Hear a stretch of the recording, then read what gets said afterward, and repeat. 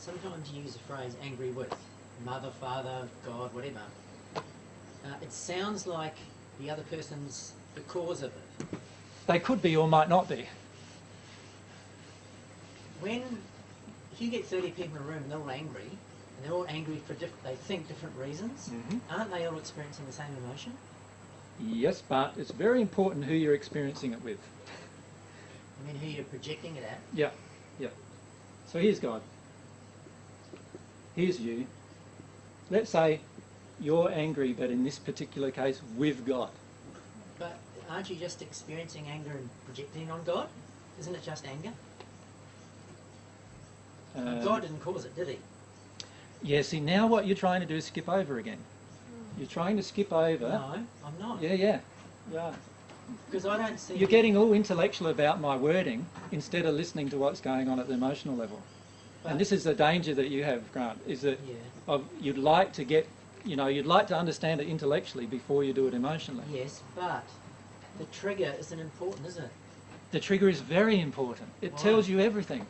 Why? How does it help you experience the emotion? Because the emotion is about the trigger. That's not according to my understanding. I know. It's like the catalyst, isn't it? Is this what you're saying? Sorry?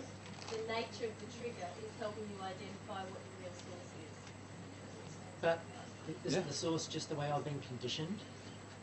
No, but see, we can justify it all sorts of ways, Grant. The truth is that, let's say I am directing anger at God. Anger is always a cover of other emotions, right? Yes. So the anger is, I am actually in grief with God. Yes. There's something between me and God going on. It's not just anger, it's anger with God, so there's something between me and God. If it's anger with, like, Joe Blow, there's something between me and Joe Blow. So you're saying it's in relationship always with something or someone? Yeah, it's usually not, like, how many of your events that you are angry about actually did not include anybody else other than yourself? Can you think of any? You might think of one or two in your life, but it's very rare, right? Why? Because almost every single thing that's happened to you happened in an event with an interaction with another person, has it not? Yeah. Right? And that tells you so much about yourself and your emotion and what's going on inside of you. And you can intellectualize that it's just anger, but it's not just anger. You're not saying, oh, if I just feel anger, you may have anger with 25 different people in your heart. And I can guarantee to you, if you just feel anger, you are going to have to go through the anger with 25 different people at some point. I'm not trying to get off the subject, AJ, but what about when you're working on something and you get angry, and it's somehow between you and what you're working on? I had that. I was a computer consultant. Could be someone, could be the work pressure around or whatever, the expectation of the end result. So it's always related to people and how they're going to think about you, or people and what they've done in the past with you, or, yeah, always related to something else. Yeah. And can I just go back to this, because it's really important, right? Because I'm interested in, we've been conditioned to not be responsible for emotions. I agree totally. So to me, identifying too much with the trigger has a tendency to project. But I'm not saying to identify with the trigger. I'm saying to be aware where it all begins. So I've got people here, here's me, I've got people all around me, right? So I've got, people in the spirit world, I've got God, I've got interactions with other people on earth, right? In every one of these interactions that I'm having with them, I may have different feelings, right? Each one of those feelings prevents me from connecting with God, because they're all feelings of error.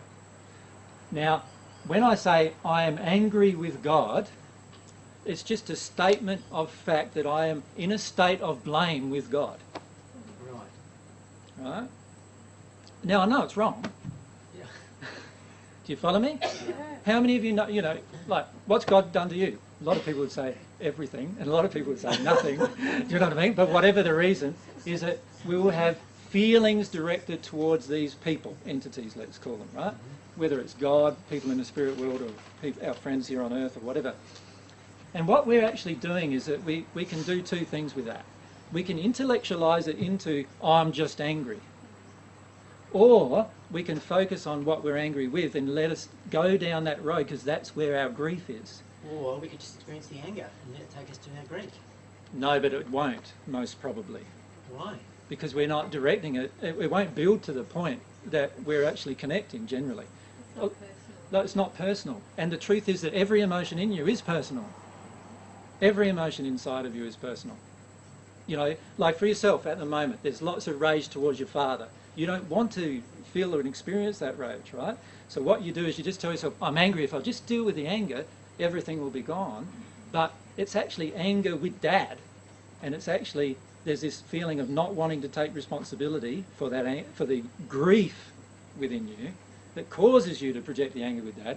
But if you go down the track of feeling the anger with Dad, but instead of yelling and screaming at Dad, who's maybe passed or is still on Earth, but doesn't really matter, instead of yelling and screaming at him, get out the, you know, bag or whatever and just connect with that anger, but specifically direct it in that direction, right?